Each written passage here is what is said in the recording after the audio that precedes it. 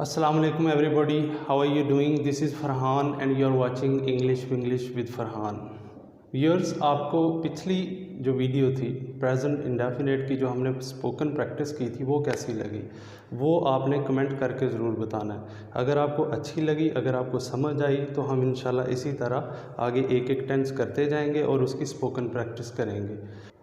तो आइए आज हम प्रेजेंट का दूसरा टेंस करते हैं जो कि प्रेजेंट कॉन्टीन्यूस टेंस है। प्रेजेंट कॉन्टीन्यूस टेंस को प्रेजेंट प्रोग्रेसिव टेंस भी कहते हैं।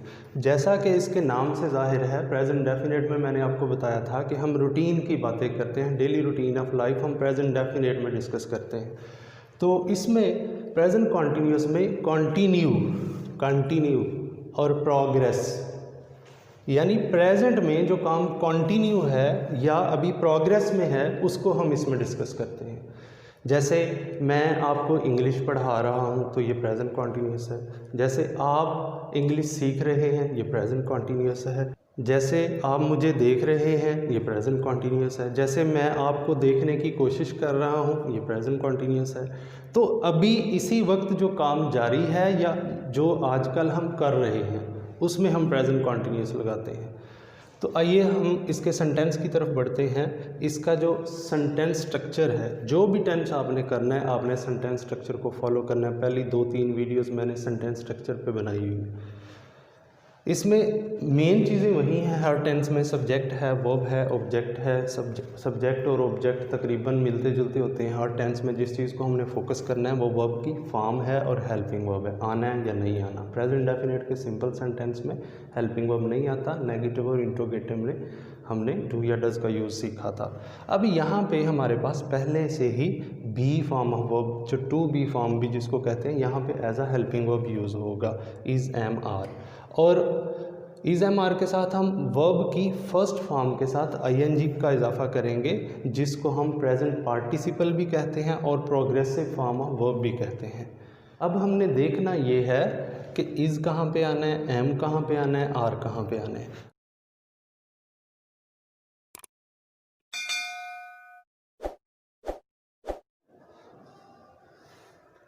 अब हम देखते हैं कि इज़ कहाँ पे आना है, एम कहाँ पे आना है, आर कहाँ पे आना है। यानी यहाँ पे सब्जेक्ट के बाद जो हेल्पिंग वर्ब लगना है इज़ एम आर, वो सब्जेक्ट के मुताबिक आना है।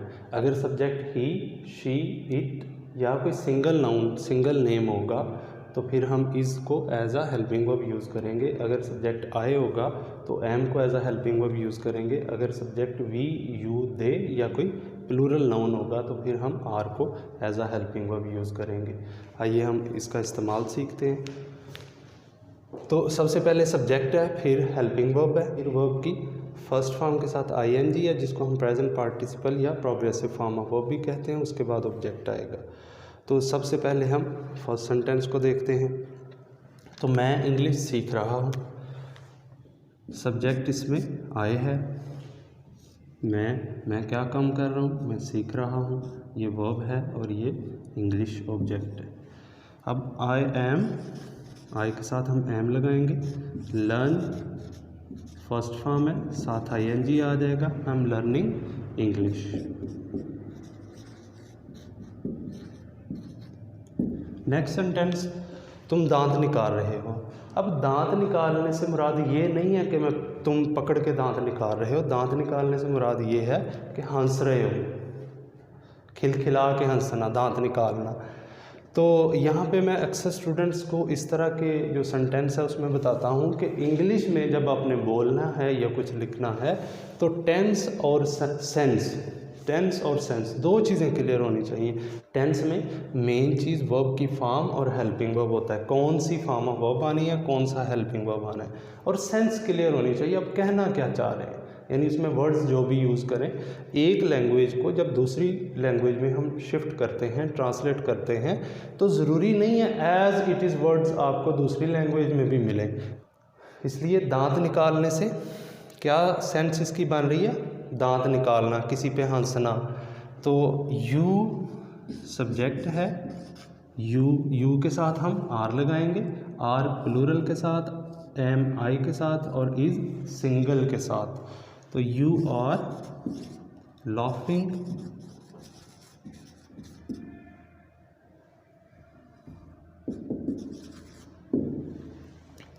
तुम दांत निकाले, यू आर लाफिंग। अब अगर हम यहाँ पे कुछ थोड़ा सा ऐड कर दें कि तुम मुझ पर दांत निकाल रहे हो, मुझ पर, तो फिर हम क्या करेंगे, यहाँ पे ऐड कर देंगे एट मी। इसी तरह नेक्स्ट सेंटेंस है, ड्राइवर बस चला रहा है, तो ड्राइवर सब्जेक्ट है, चलाना, ड्राइव करना वर्ब है, और बस ऑब्जेक्ट है। तो द ड्राइवर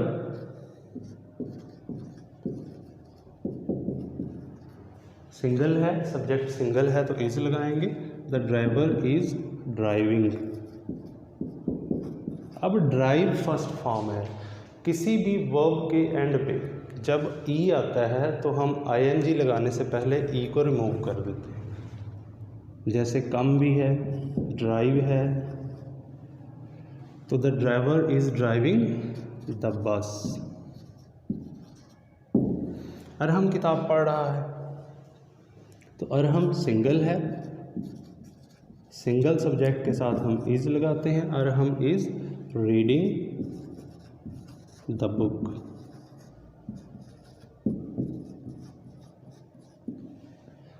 हम क्रिकेट खेल रहे हैं, हम वी प्लूरल है, प्लूरल के साथ वी, जब सब्जेक्ट प्लूरल होगा तो हम आर को as a helping verb use करेंगे और फिर वर्ब की आईएनजी फॉर्म लगाएंगे। We are playing cricket. अब सब्जेक्ट, हेल्पिंग वर्ब, वर्ब और ऑब्जेक्ट आ गया। अब अगर हम इसमें कुछ और ऐड करें, जैसे मैं यहाँ पे ऐड कर देता हूँ, हम मैदान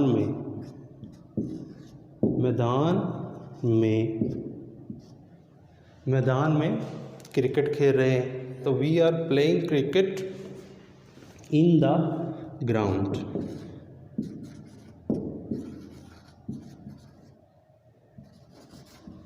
अब हमने सेंटेंस स्ट्रक्चर यही फॉलो किया है, सब्जेक्ट है, हेल्पिंग वर्ब है, ऑब्जेक्ट है। अगर ऑब्जेक्ट के अलावा कोई एक्स्ट्रा चीज़ है तो उसको हम बाद में लगाते हैं।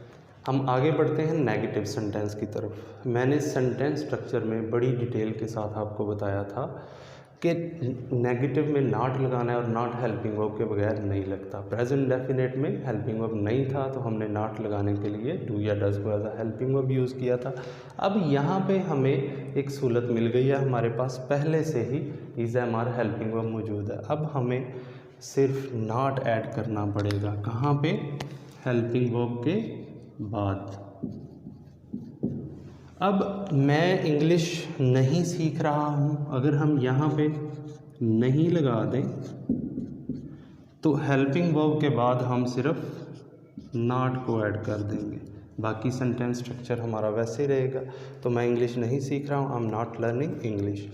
तुम मुझ पर दांत नहीं निकाल रहे हो, तो यहाँ पे अगर हम नहीं लगा दें तो हेल्पिंग वर्ब के बाद हमने नॉट लगा देना है। तो सिंपल सा तरीका है, आपने इसी सेंटेंस स्ट्रक्चर को फॉलो करते जाना है।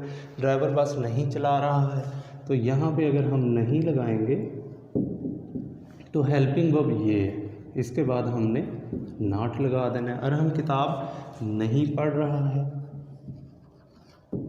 तो नहीं कहाँ पे लगाना है बताएं ज़रा, हेल्पिंग वर्ब के बाद। हेल्पिंग वर्ब क्या है यहाँ पे, इज़।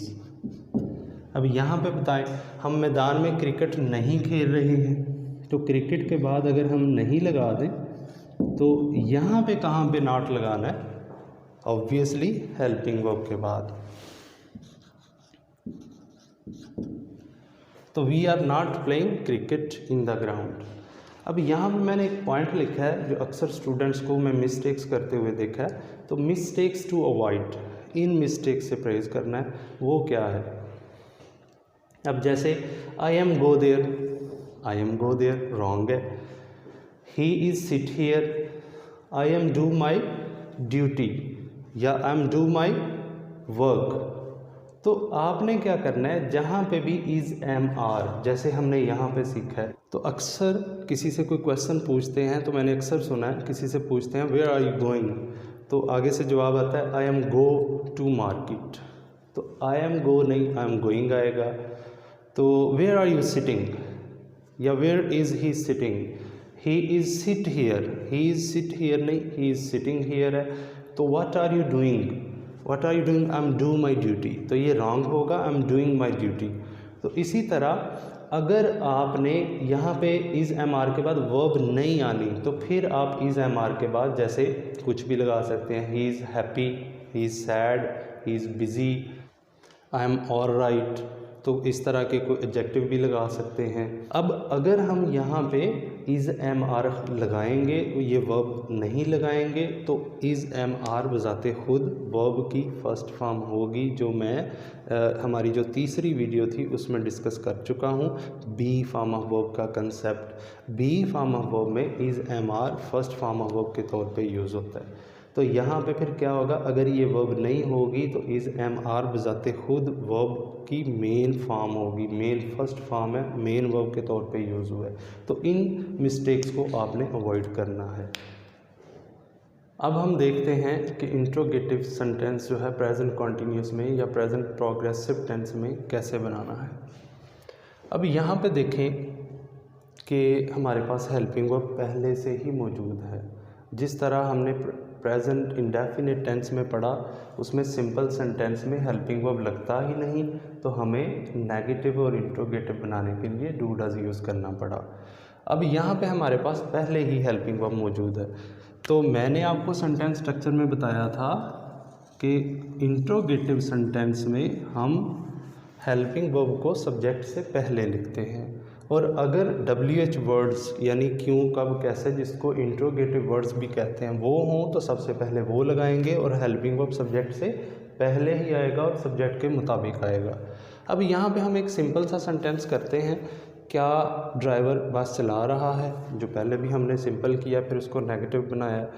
तो अब क्या होगा, जब हेल्पिंग वर्ब सब्जेक्ट से पहले आ जाएगा तो उसमें सब्जेक्ट क्या है, ड्राइवर। तो इज़ ड्राइवर सिंगल है तो हम पहले इज़ लगाएंगे, तो is the driver driving the बस,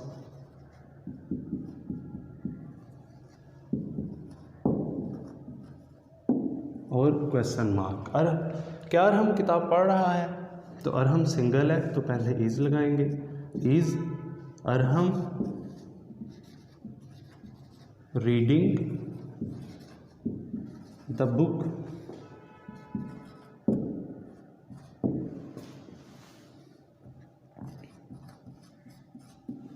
अब एक चीज़ बहुत इम्पोर्टेंट पॉइंट है, अब यहाँ पे भी देखें क्या लगा हुआ है, यहाँ पे भी क्या लगा हुआ है, इसमें और इसमें क्या फ़र्क है। अब यहाँ पे देखें, उसमें हमने व्हाट नहीं लगाया क्या के लिए, यहाँ पे हमें क्या लगाना पड़ेगा। अगर तो इंट्रोगेटिव सेंटेंस ऐसा है कि हम उसका यस या नो में जवाब दे सकें, जैसे मैं आपसे पूछूं do you learn English, present definite है, या इसी टेंस में मैं अगर पूछूं आर यू लर्निंग इंग्लिश, तो आप मुझे कहेंगे यस या नो। तो अब हम ये वाला स्ट्रक्चर फॉलो करेंगे। अगर ऐसा सेंटेंस हो जिसमें हम यस या नो में जवाब ना दे सकें, जैसे तुम क्या सीख रहे हो, तो मैं ना तो यस कह सकता हूँ ना नो कह सकता हूँ। अब हमें यहाँ पे क्या के लिए वट लगाना पड़ेगा, क्योंकि इसमें सब्जेक्ट मौजूद नहीं है, तो जो वट है उसको हम इंट्रोगेटिव सब्जेक्ट भी कह सकते हैं, यानी उसमें पूछा जा रहा है। तो अब हम क्या करेंगे, तुम क्या सीख रहे हो, व्हाट आर यू लर्निंग। अब यहाँ पे हमने व्हाट लगाया है, यहाँ पे हमने व्हाट नहीं लगाया। जैसे तुम क्या खा रहे हो, तो इसका जवाब तो यस या नो में नहीं होगा, तो हम व्हाट लगाएंगे। What are you eating, what are you drinking, what are you doing, what are you reading, तो फिर जवाब सिंपल सेंटेंस में आएगा I am reading a book. What are you playing, I am playing cricket. अब ये जो sentence है, मैं कैसे इंग्लिश सीख रहा हूँ, कैसे, हाउ, तो अब यहाँ पे हमें WH वर्ड इंट्रोगेटिव वर्ड भी लगाना पड़ेगा। तो how,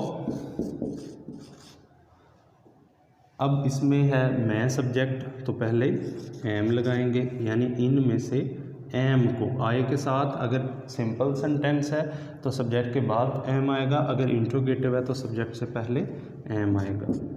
how am I learning English. तुम दांत क्यों निकाल रहे हो, क्यों के लिए हम वाई लगाते हैं, वाई। अब सब्जेक्ट इसमें तुम है, यू प्लूरल है, उससे पहले हम आर लगाएंगे। Why are you laughing. अब बाकी अगर कोई किसी और भी चीज़ का इजाफा हो, जैसे तुम मुझ पे दांत क्यों निकाल रहे हो, तो why are you laughing at me. अब ये जो सेंटेंस है, तुम क्रिकेट कहाँ खेल रहे हो, तो कहाँ के लिए हम वेयर लगाते हैं, वेयर। अब सब्जेक्ट लगाने से पहले हमने हेल्पिंग वर्ब लगाना है, तो यू है सब्जेक्ट, तो यू से पहले आर लगाएंगे। Where are you playing cricket.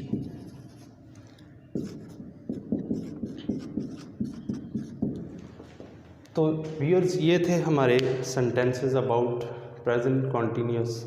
उम्मीद है आपको समझ आई होगी। अब ये ना हो कि मैं टेंसेस करवाता जाऊं और आपको समझ ना आए। अब मुझे कैसे पता चलेगा आपको समझ आ रही है? आपके फीडबैक से कमेंट में ज़रूर बताइएगा आपको समझ आ रही है, नहीं आ रही। अगर नहीं आ रही तो हम अपने और मेथड को इम्प्रूव करेंगे। तो प्रैक्टिस जो है, practice makes a man perfect. तो प्रैक्टिस लाजमी है। प्रैक्टिस के लिए मैं आपको थोड़े से सेंटेंसेस दे देता हूँ और नेक्स्ट वीडियो में हम शुरू में या आखिर में उसको डिस्कस करेंगे। अगर आपको अच्छा लगा इंग्लिश सीखना तो चैनल को सब्सक्राइब करें, लाइक भी करें, शेयर भी करें दोस्तों के साथ, ताकि दूसरे भी ऑनलाइन इंग्लिश सीख सकें। Thank you.